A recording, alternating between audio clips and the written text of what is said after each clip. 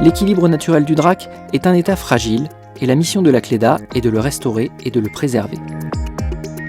Au fil des années, de nombreuses extractions de matériaux en vue de protection ou de commercialisation, couplées à un rétrécissement du lit du drac et à une géologie défavorable, ont provoqué un enfoncement du cours d'eau, ce qui déstabilise peu à peu l'ensemble des versants dont les conséquences à terme sont importantes.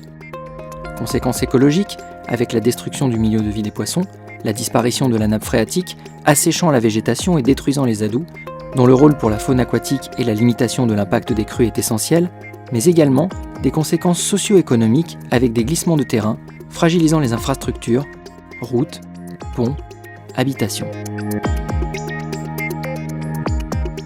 Alors, le drac est déstabilisé sur près de 4 km, depuis l'amont du plan d'eau du Champsaur jusqu'à Saint-Bonnet-en-Champsaur. Sur ce linéaire, on observe un enfoncement majeur du lit du drac, avec des enfoncements de l'ordre de 3 voire 4 mètres depuis les crues de 2005 et de 2008. Le drac, à son état naturel, est un cours d'eau en tresse reposant sur un matelas de galets d'une épaisseur de 2 à 3 mètres. Aujourd'hui, ce matelas alluvionnaire a été creusé par le drac, qui a alors atteint une couche d'argile tendre. L'érosion naturelle de ce matériau accélère désormais l'enfoncement du lit, qui se concentre alors dans un canyon de plus en plus étroit, ce qui accentue encore la vitesse du cours d'eau et la force d'érosion.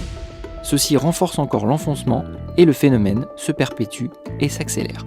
Aujourd'hui, le drac menace directement la digue du plan d'eau.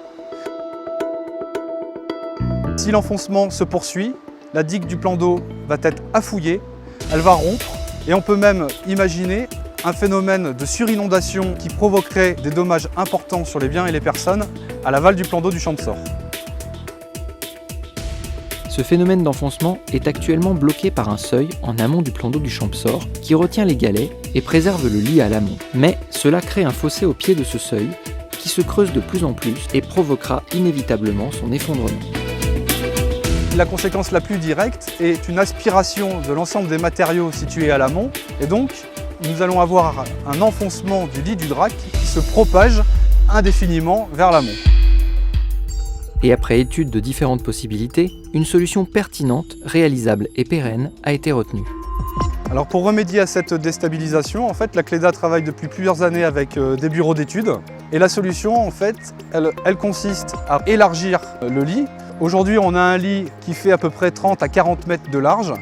On va rétablir une largeur de 80 mètres minimum et aller jusqu'à 200 mètres pour dissiper l'énergie des crues. Il faut également relever le niveau du lit du drac en le rechargeant de matériaux, en le rechargeant de galets. Cette reconstitution du matelas alluvial se fera en prélevant des matériaux sur les berges creusées lors de l'élargissement du lit, mais également avec des apports externes de galets issus de curages d'entretien nécessaires sur les cours d'eau annexes au drac.